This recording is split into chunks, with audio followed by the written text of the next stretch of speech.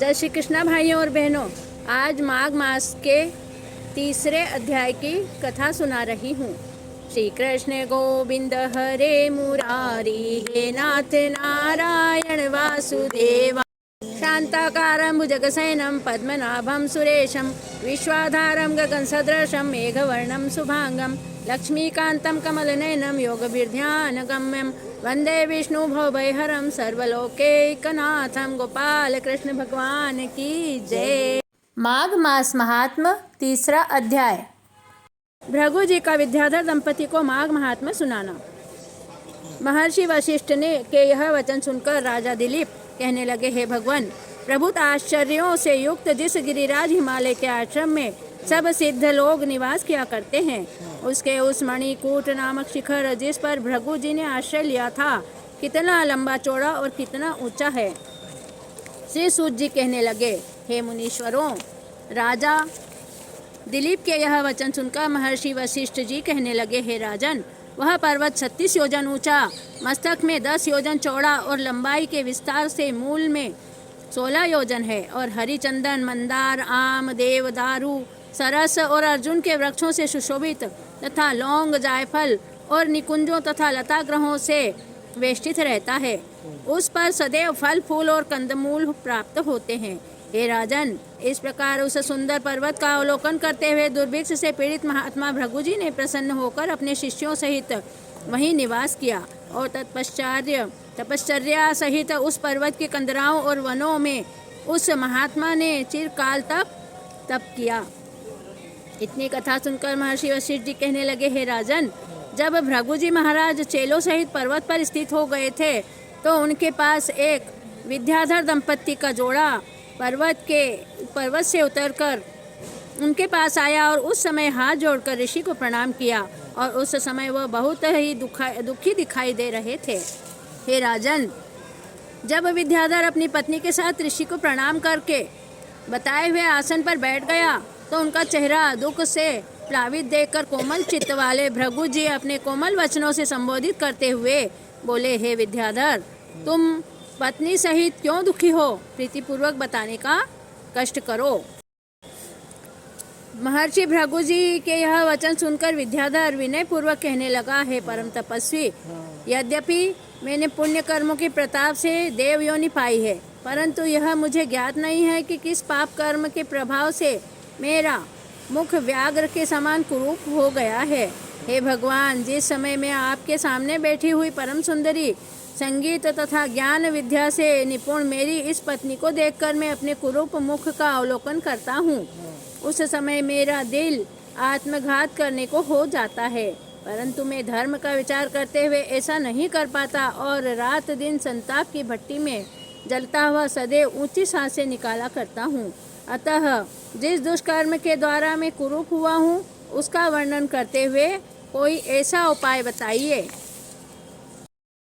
कोई ऐसा उपाय बताने का कष्ट कीजिए जिससे मैं चिंता के अथाह सागर से निकलकर सुंदरता को प्राप्त करता हुआ अपनी पत्नी के सहित अपनी शेष आयु आनंद के साथ बिता सकूं। इतनी कथा सुनकर महर्षि भृगु बोले, हे श्रेष्ठ विद्याधर, कर्मों के विचित्र फल को पाकर केवल अज्ञानियों को मोह की प्राप्ति नहीं होती है। अब मैं आपके सामने कुरूप होने का कारण बताता हूँ, सावधानी से सुनो।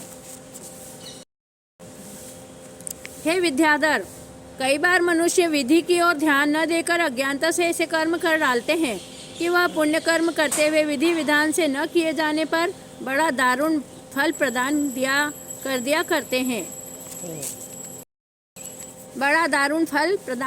करते हैं। इसलिए थोड़ी सी असावधानी या भूल रह जाने पर पुण्य कर्म अपना पूर्ण फल नहीं दे पाते हैं। अतः मनुष्य को चाहिए कि वह विधि विधान से ही पुण्य कर्मों के करने का प्रयत्न करे, जिससे वह पुण्य फलों को संपूर्ण प्रकार से प्राप्त कर सके।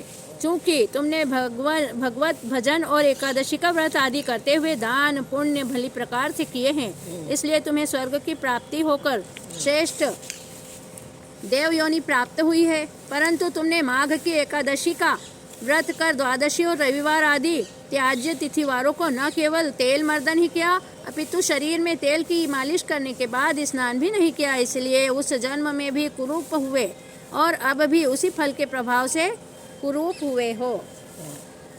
हे विद्याधर, तुम्हारी ही तरह राजा पुरुरवा ने भी द्वादशी आदि त्याज्य तिथिवारों में तेल मर्दन करते हुए स्नान नहीं किया था, तो इस कारण उसका मुख ही नहीं अपितु उसका तमाम शरीर कुरूप हो गया था। तत्पश्चात जब राजा ने अपना शरीर बहुत ही कुरूप होते हुए देखा तो उसके चित्त को बड़ा भारी खेद हुआ और अंत में वह लज्जित होकर उग्र तप करने के लिए गिरिराज के निकट सरोवर तट पर चला गया और वहां जाकर स्नान किया। फिर तमाम वस्त्रों को धोकर निर्मल किया।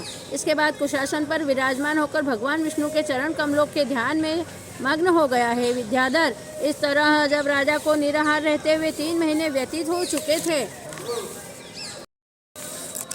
भगवान विष्णु अपने भक्त की भक्ति से प्रभावित होकर राजा को दर्शन देते हुए कहने लगे, हे राजन, तुमने न केवल अब ही मेरा ध्यान किया है, परंतु लगातार 7 जन्मों से तुम मेरा ध्यान करते हुए आ रहे हो, इसलिए मैं तुम पर प्रसन्न हूँ। इसको इच्छा हो सो वरदान मांगो। हे राजन, भगवान के यह वचन सुनकर नेत्र को खोलते हुए ज्यों ही राजा पुरुरवा ने चतुर्भुज विष्णु भगवान को सन्मुख खड़े हुए देखा तो साष्टांग दंडवत कर नाना प्रकार से प्रार्थना करते हुए कहा, आपके दर्शन करके सब मनोरथों को पा गया हूँ।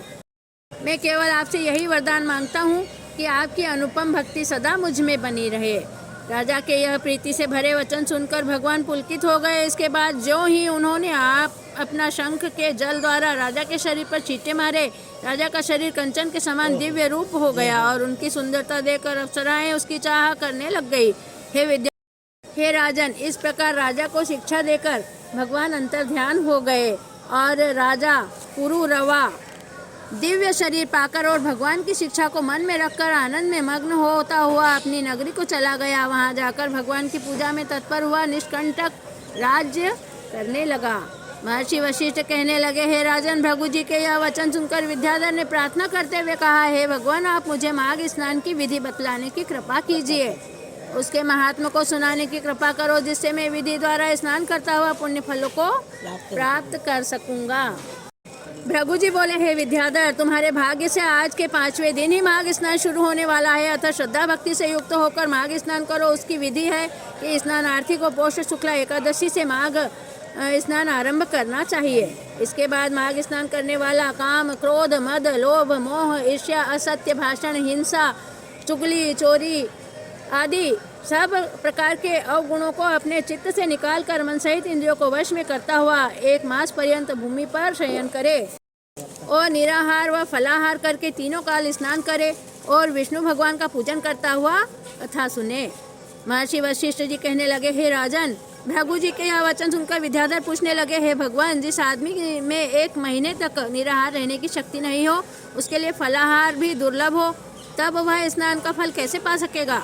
एवं जो तीर्थों में जाने की श्रद्धा न रखता हो, वह दुर्बल होने के कारण नगर से बाहर किसी तालाब में स्नान करने की हिम्मत नहीं रखता हो, वह माघ स्नान करना चाहे तो कैसे कर सकता है? अतः बताने की कृपा करें। विद्याधर के वचन सुनकर आनंद सागर की अनगिनत लहरों में गोता लगाते हुए भृगु जी बोले, हे विद्याधर, तुमने लोगों के हित की कामना से बहुत ही उत्तम सवाल किया है।